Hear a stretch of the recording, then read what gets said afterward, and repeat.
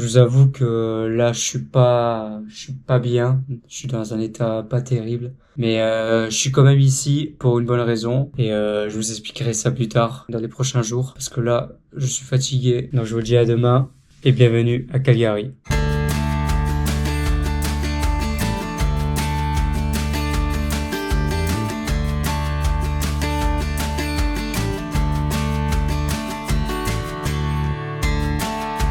Et les amis, je me suis réfugié à l'intérieur parce que honnêtement le -17 il fait vraiment mal. J'avais les doigts de pied congelés, la batterie de ma GoPro ne supporte pas l'hiver non plus. Elle s'éteint au bout de 10 secondes à chaque fois que je fais une vidéo. C'est compliqué déjà qu'il fait -17, mais j'ai vu que la semaine prochaine j'aurais fait -26. Le programme ce matin c'est de faire quelques achats de Noël. Ce qui est cool en Alberta c'est que les taxes sont de 5%, faut en profiter quand on est ici. Là je suis au Chinook Center, petit chocolat chaud qui fait bien plaisir. Et après ça on va visiter tranquillement le centre. On va essayer de survivre, mais normalement la température va être beaucoup mieux là dans les prochains jours, donc on a passé le plus dur. À Calgary, il peut faire -20 degrés un jour et 10 degrés 2 jours plus tard. Pourquoi? Car les vents Chinook issus des Rocheuses peuvent faire fondre la neige en quelques heures. Alors le truc qui est plutôt cool à Calgary, c'est qu'il y a le réseau de tram qui parcourt une partie de la ville. Et en fait, la rue centrale ici, elle est gratuite. Franchement, c'est un petit truc cool quand même, surtout quand il fait très froid l'hiver.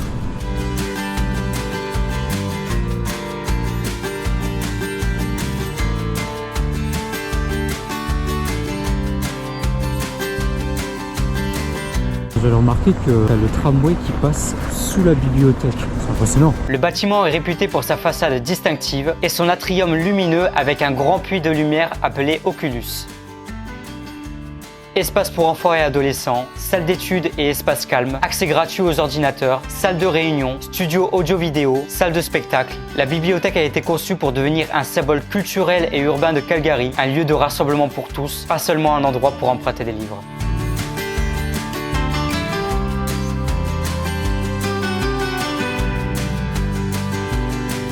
Un des meilleurs spots pour le coucher du soleil reste la Calgary Tower. Dans les années 60, la Calgary Tower a été construite très rapidement, en environ 16 mois. Les constructeurs ont menti sur sa hauteur, assurant ainsi à la tour de rester la plus haute pendant un certain temps avec ses 190,8 mètres. Construite au tournant du 19e et du 20e siècle, Stephen Avenue fut la principale rue commerciale de Calgary à l'époque de la croissance liée au chemin de fer. De nombreux bâtiments historiques en pierre de grès et en briques datent de cette période, ce qui contribue au caractère unique de l'avenue. Sympa Stephen Avenue en vrai. C'est une petite rue, alors je dirais semi-piétonne parce que peut quand même avoir des voitures qui passent. Juste avant j'ai vu une limousine qui avait poussé les barrières pour passer. T'as plein de petits restaurants, de petits bars. J'aime bien.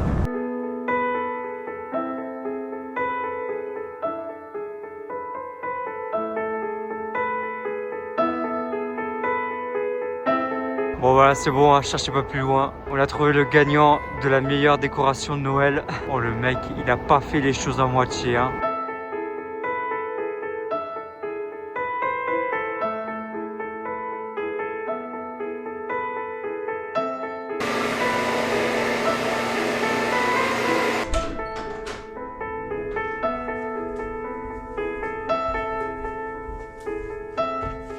Et du coup, pourquoi Calgary? Il m'est arrivé quelque chose dans les premiers jours où je suis arrivé à Montréal. Je me souviens très bien, c'était pendant les courses chez IGA. J'ai parlé à un employé québécois. On a discuté de plein de choses, etc. Quand il a appris que je suis arrivé à Montréal depuis quelques jours, il m'a conseillé d'aller voir une ville, Banff. Alors moi j'ai dit Banff. J'ai regardé sur Google Maps. Je suis tombé sur une photo et c'était la photo du Lake Louise que j'ai trouvé absolument magnifique. Et du coup dans ma tête je me suis dit il faut que j'aille voir ça un jour. Voilà pourquoi je suis là à Calgary. Je vais aller faire une visite guidée que j'ai réservée avec TripAdvisor. Je vais un peu réaliser ce que je me suis promis de faire. Il est 7h40, le rendez-vous est à 8h à 5 minutes à pied. On va pas tarder à y aller.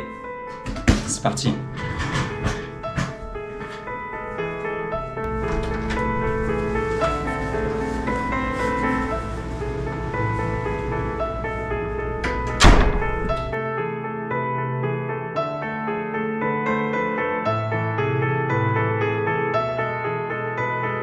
Si je suis parti à Calgary, c'est pour une autre raison un peu bête. On était vers les périodes de Noël et j'appréhendais beaucoup le fait de passer Noël seul. C'était la première fois que j'allais vivre ça et j'étais vraiment pas bien. Plus on approchait de cette date, plus je la redoutais. Alors j'ai voulu voyager pour un peu fuir cette réalité. C'est pas la meilleure raison pour voyager, je vous l'accorde, surtout qu'au final, je ne pouvais pas y échapper. Mais je me suis dit que ça me soulagerait et m'apaiserait un peu plus si je changeais un peu d'air. Et pour le coup, ça m'a aidé.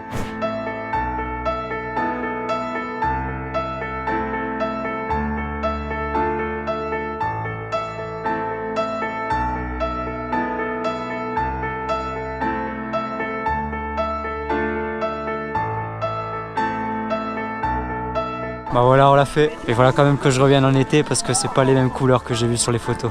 J'ai aussi appris après mon voyage que les moments difficiles arriveront tout le temps dans notre vie. On ne peut pas y échapper et lorsque ça arrive, il ne faut pas hésiter à en parler aux autres. Que ce soit des proches ou des professionnels, ils sauront vous aider et vous ne ferez qu'empirer la situation si vous restez fermé. Donc encore une fois, si vous vous sentez mal, parlez-en.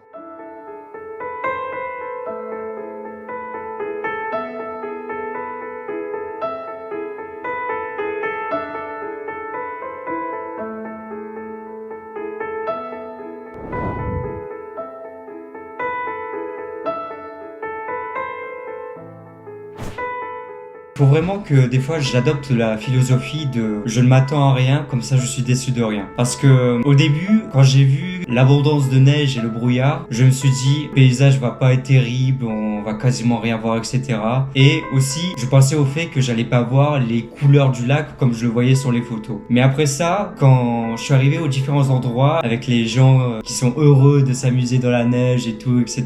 Bah, j'ai passé quand même un super bon moment. Je me suis quand même acheté une petite magnète. Bon, même si je suis pas resté longtemps à Banff, je voulais quand même l'acheter pour me rappeler de ce moment que j'ai partagé. C'est pas la plus belle magnète que j'ai vue dans le magasin, mais je voulais quand même prendre celle-là parce que déjà il y avait les montagnes enneigées, mais surtout on voit un peu les nuages et c'est un beau rappel pour me dire que même à travers les nuages, le brouillard, etc. on peut toujours voir des beaux paysages et profiter du moment. Et aussi ça me fera un beau rappel d'y retourner pendant l'été parce que ça donne beaucoup envie quand tu vois la grandeur du paysage et les photos que le guide nous a montrées. Affaire à suivre, je l'espère. On vient de finir notre séance à la salle. On va faire la petite salle à Montréal. Je trouve que les équipements étaient un peu plus vieillots, mais ça va. C'est bon, on a fait ce qu'on avait à faire. On s'adapte comme toujours. Donc là, on va se lancer un petit défi pour voir si on est digne de vivre à Calgary. Je vais essayer de rentrer dans mon Airbnb en prenant le Skywalk, passage entre chaque bâtiment. On va voir si on va réussir à le faire sans se tromper, etc. Environ 16 km de passerelles couvertes interconnectées à travers le centre-ville, 86 passerelles reliant plus de 130 immeubles. Et pour une ville quasiment ensoleillée toute l'année, c'est une bonne idée d'avoir privilégié ça plutôt que des passages souterrains.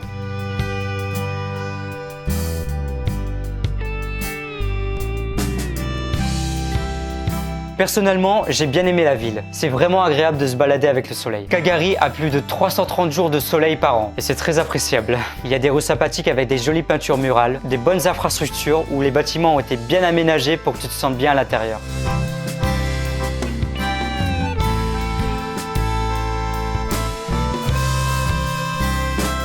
Je me suis reposé un moment dans leur jardin intérieur et c'était très agréable. C'est un bon endroit pour respirer l'air tropical, prendre sa pause déjeuner, se ressourcer.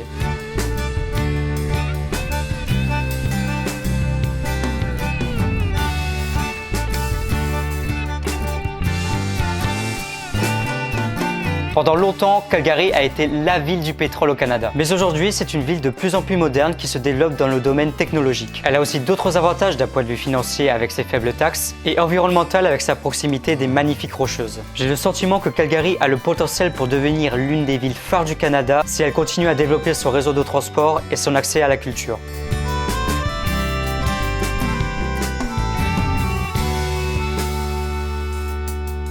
Je suis derrière le pont de la Paix. Je connais pas du tout l'histoire de ce pont, mais j'ai envie d'apporter quelque chose de symbolique. En gros, ces derniers temps, j'ai eu beaucoup de pensées noires, on va dire, de moments pas faciles. Parfois, je me décrédibilise beaucoup et je peux faire beaucoup de mal à moi-même. Donc, ce que je vais faire, c'est que je vais traverser ce pont et en traversant ce pont, je vais essayer de faire la paix avec moi-même et de laisser toutes les pensées négatives derrière moi, tout simplement. Voilà.